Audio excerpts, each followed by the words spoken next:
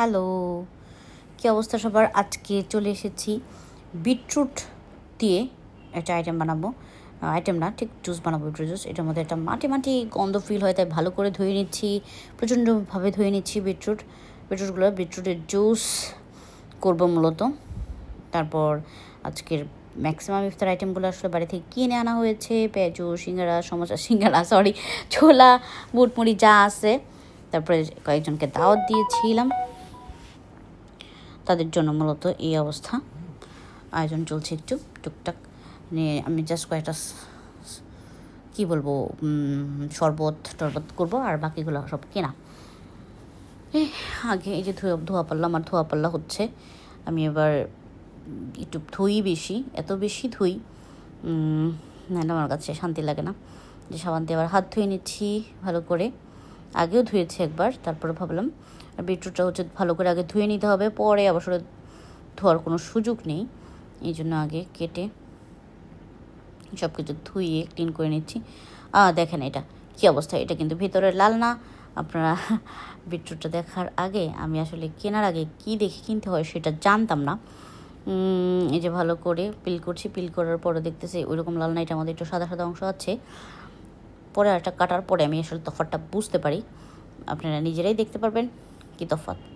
ভালো মতো পিল করে নিচ্ছে, এবং আগেই বলেছিলাম পিল করার আগে ভালো মতো ধুয়ে নেবেন, পরে কিন্তু বেশি ভালো করে ধোয়ার সুযোগ নেই, মানে ধোয়ারই সুযোগ নেই। ধুলে এটার পুষ্টিগুণ বলেন, নিজস্ব কালার বলেন, সব চলে যাবে। আমি ধোয়াটা মানে ক্লিন করার পরে এটা আলাদা বাটিতে রাখলাম। যেটা আমি প্রথম কেটেছি সেটার মধ্যে আর কি মাথার দিকে একটু যে পাতার অংশ ঘাসটা সেটা থাকে না, এটার মধ্যে ছিল। এই দেখেন এটার মধ্যে এই অংশটা কাটছে, এই যেটা লাল, কত সুন্দর। এই অংশটা থাকলে তাহলে মূলত লাল থাকবে, এটা বুঝলাম আমি এই দুইটা থেকে।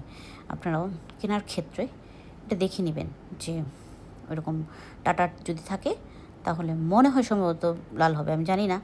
এই দুইটার এক্সপিরিয়েন্স আমার তাই বললো। আর এটা কত সুন্দর একটা রং। আর বিটরুটের গুণাবলী আসলে বলে শেষ করা যাবে না, আপনারা সবাই জানেন। তো আমি ভিডিও করছি যেহেতু বলি, এটা শুনছি খেলে নাকি হার্টের সমস্যা হার্ট ভালো থাকে, তারপর স্কিন ভালো থাকে, চুল ভালো থাকে, সমস্ত কিছুর জন্য ভালো। অনেক আগে আমি একবার বিটরুট দিয়ে করেছিলাম জুস, সেখানে আবার মাটি ফিল হচ্ছে, কিন্তু আজকেরটা হয়নি।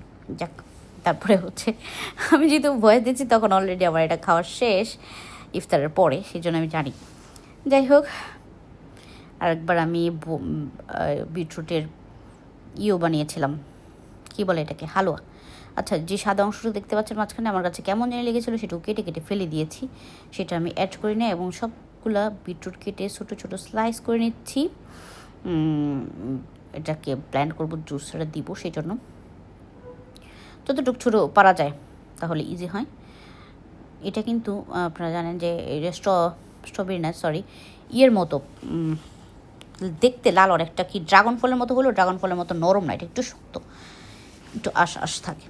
ঠিক আছে, এই যে সবগুলো কাটা শেষ, মিক্স করলাম, দেখাচ্ছি আপনাদেরকে কীরকম হলো। যে এই হলো অবস্থা। মাঝে আমি এতবার হাত ধুয়েছি যেটা আসলে ভিডিওতে নাই, সব কিছু ধোয়া পারলাম আমার। এটা এখানে নিয়ে নিচ্ছি জারের মধ্যে, তারপর জুস করে নিয়ে আসবো। জুসারে দিয়ে দিলাম সব।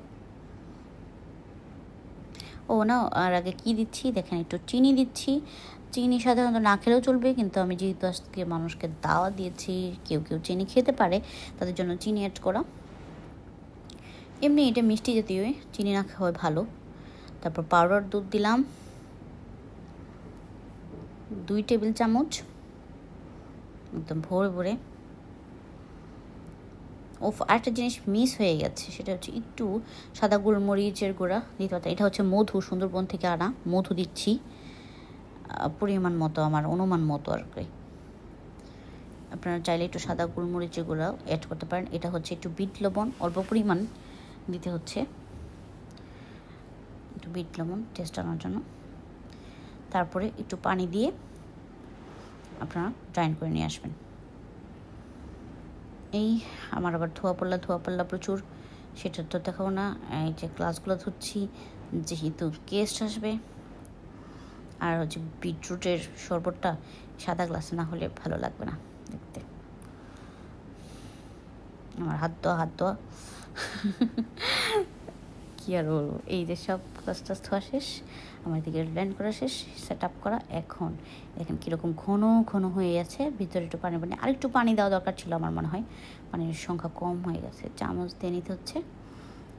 এই যে ভেতরে আবার পানি আছে ঢালতে, দেখতে পাচ্ছেন কি সুন্দর কালার। ইস ওয়াও, স্মেলটাও সুন্দর লাগছিল আজকে স্মেলটা এত সুস্বাদু লাগছিল, মধু তারপর পাউডার দুধ সব কিছুর কারণে। একবার ভেবেছিলাম ভ্যানিলা এসেন্স দেবো, কিন্তু একজনকে দাওয়াত দিয়েছি, মানে উনি হচ্ছে ভ্যানিলা এসেন্স স্মেলটা পছন্দ করে না। আপনার ইচ্ছা করে এটাতে বাদামও অ্যাড করতে পারেন। আমি একবার ভেবেছিলাম একটু খেজুর, কাজু বাদাম, কিশমিশ দিলে কেমন হয়, সেটা দিয়ে একবার ট্রাই করা যেতে পারে। এটা দেখেন কী সুন্দর স্মেল, খাচ্ছিলাম না, জাস্ট স্মেল নিয়েছিলাম। আর যে কালারটা কত সুন্দর হয়েছে।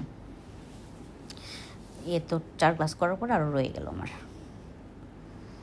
এই তো তারপরে পেয়ারা কাটবো, এদের খেজুর ধোয়া হয়েছে, শরবত করছি, ফিল্টারে পানি দিলাম মাঝখানে। অনেকগুলো প্লেট ধোয়া হলো গেস্টের জন্য। পেয়ারাগুলো স্লাইস করছি দুর্ভাগ্যক্রমে।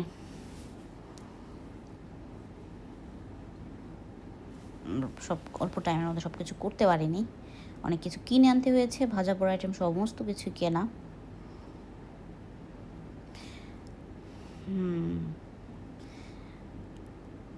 এই যে সাজায় ফেললাম প্লেটের মধ্যে। এরপরে মনে হলো যারা